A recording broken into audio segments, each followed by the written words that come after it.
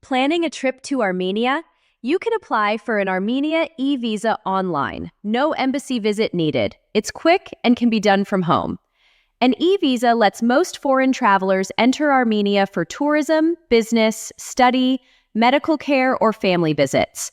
Check if your nationality needs special rules or an invitation letter.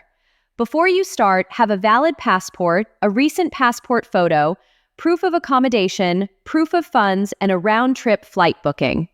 Get the right visa type. Choose between short-stay or long-stay e-visa depending on your purpose. Step 1. Open the Armenia E-visa application form and enter your personal and travel details. Step 2. Complete the security check and register with a valid email. Step 3.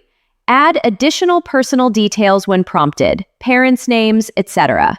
Step 4. Review the application summary and edit if needed. Step 5. Upload quality document scans in JPEG, PNG, BMP, or PDF. Step 6. Pay the visa fee by debit, credit card, or PayPal, then wait for processing. Processing can take up to 24 hours. Track your application online and download the e-visa sent to your email once approved. Prepare your documents, follow the steps, and you'll have your Armenia e-visa ready to print. Happy travels!